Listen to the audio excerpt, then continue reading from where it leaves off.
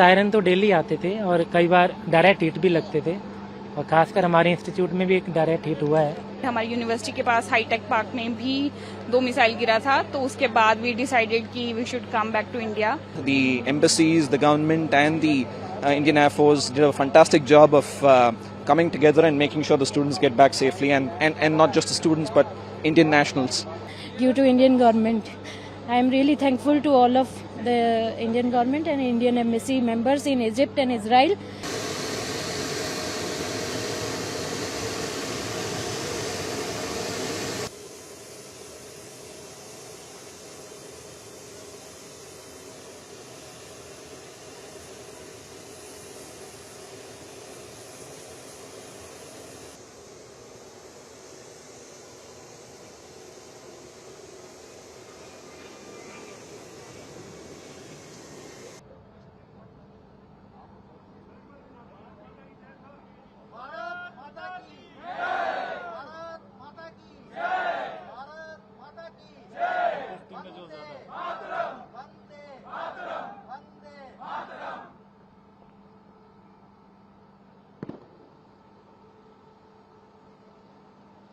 वहाँ पे सायरन तो डेली आते थे और कई बार डायरेक्ट हिट भी लगते थे और खासकर हमारे इंस्टीट्यूट में भी एक डायरेक्ट हिट हुआ है। तो उसके बाद थोड़ा सा हमें डर का माहौल था और बेबी के लिए हम काफ़ी थोड़ा चिंतित थे कि कैसे निकला जाए। तो एम्बेसी जो इंडिया की है इजराइल में, और उन्होंने हमें इजिप्ट के रास्ते और जॉर्डन के रास्ते 2 वे दिए थे। तो हमें इजिप्ट के रास्ते से निकाला गया कल। तो पहले बाई रोड उन्हें इजिप्ट लेके आए, फिर टाबा बॉर्डर पे जो कायरो एम्बेसी के हैं, इंडिया की एम्बेसी के, उन्होंने हमें एयरपोर्ट पे लेके गए और वहाँ से हमें C-17 जहाज में लेके आए। क्या कहेंगे इंडियन गवर्नमेंट और इंडियन एम्बेसी के बारे में? काफ़ी क्विक एक्शन किया इन्होंने और जल्दी से हमें वहाँ से निकाल दिया और अरेंजमेंट बहुत अच्छे थे। डर का माहौल था जब वहाँ रह रहे थे कि कैसे? बीइंग ए फॉरेनर तो हमें है, मतलब लोकल इजरायली तो इससे वो डेली मतलब देखते हैं क्योंकि जन्म से देखा है। हम लोगों के लिए ये न्यू है और खासकर भी बच्चों के साथ तो हम काफ़ी डर रहे थे क्योंकि जो मिसाइल आ रहे थे वो डायरेक्ट हिट भी हो रहे थे।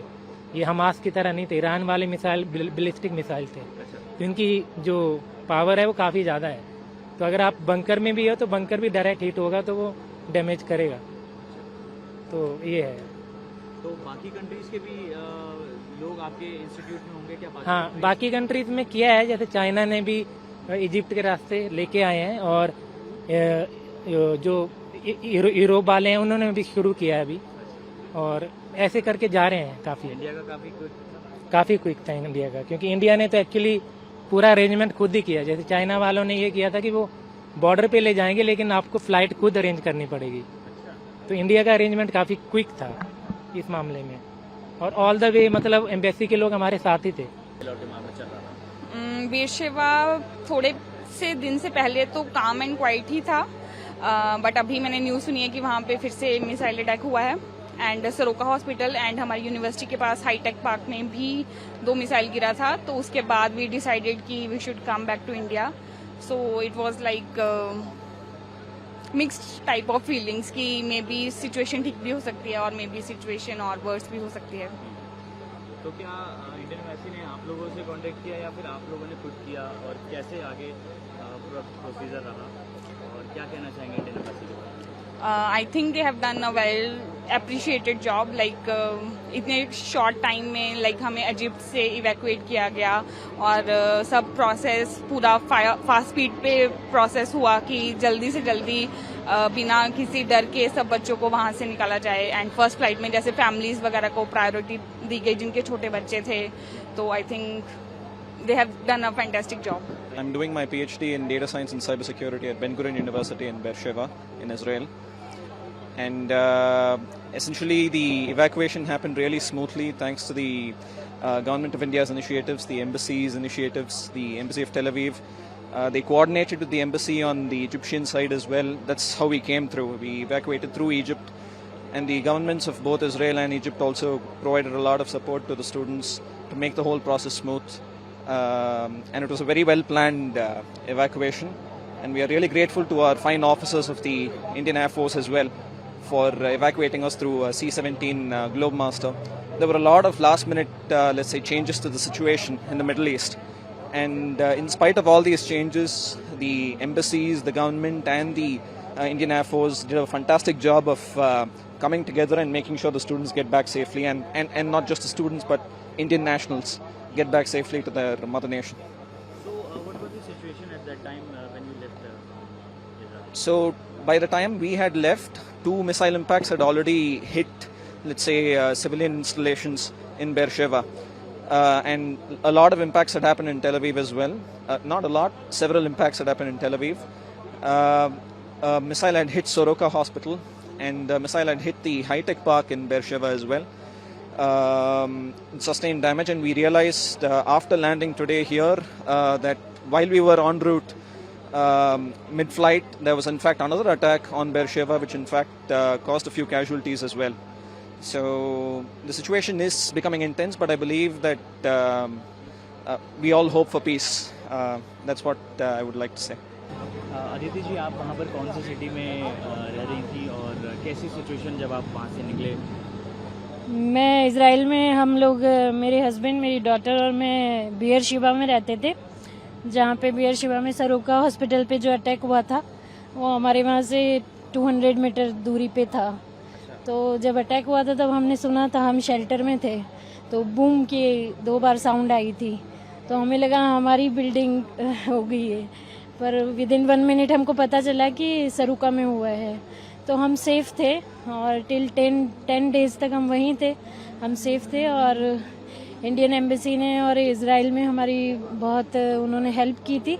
और फिर जब हमें कल बॉर्डर क्रॉस कराया गया इंडियन एम्बेसी ने, इज़राइल से टाबा बॉर्डर,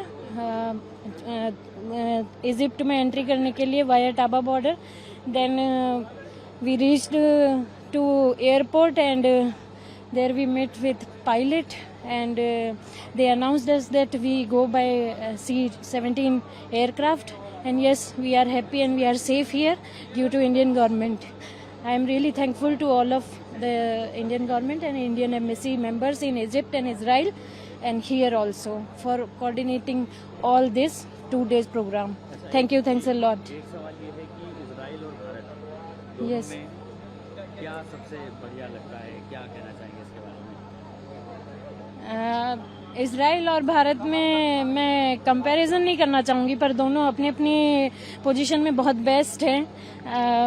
जो इंडिया है उसकी अपनी अलग पहचान है पूरे विश्व में, और इज़राइल जो है वो भी, जो IDF है वो बहुत बेस्ट है, और वहाँ का जो मैकेनिज्म है आयरन डोम का और वहाँ पे लोगों को बचाए रखने का, वो बहुत ही सेफ है और सिक्योर है। इसलिए तो मैं दोनों गवर्नमेंट को अपनी तरफ से थैंक यू कहना चाहूँगी कि उन्होंने हमारी केयर करी लास्ट 10 डेज में। मैं इजराइल में वाइजमैन इंस्टीट्यूट से PhD खत्म किया है अभी रिसेंटली।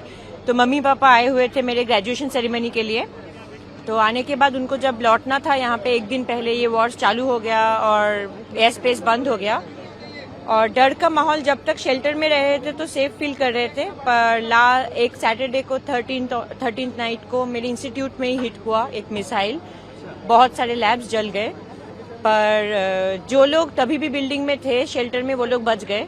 तो जेन्युइनली इजराइल में जो लोग शेल्टर में जाते हैं सायरन सुन के वो लोग बच जाते हैं, मरते नहीं है।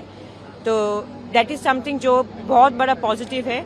पर वाइजमैन जिस इंस्टीट्यूट से मैं हूँ, क्योंकि उसमें हिट हुआ था, उनके इंटरनेशनल ऑफिस के लोग, embassy of India in Israel, embassy of India in Egypt and of course our fighters here, उन लोगों ने बहुत ही अच्छे से, बहुत ही सेफली, बहुत लंबा जर्नी था, बहुत ज्यादा लंबा, पर बहुत सेफ फील हुआ। फर्स्ट टाइम फ्लाइट के फ्लोर पे बैठे तो बहुत ही अजीब सा, बहुत ही, और जब लैंड हुआ तो हमारे सबके मन में डाउट था। जब एयर स्पेस बंद था, कतार में अटैक हो रहे थे, तो हम लोग इजिप्ट में थे, पर यहाँ के एक ऑफिसर आके पोडियम में खड़े होकर सबसे पूछे भारत जाने के लिए तैयार है, तो सबने हाँ बोला। तो this is the, I mean, मैं क्या बोलूं, ये भरोसा है उनके ऊपर, तो बहुत अच्छा लग रहा है।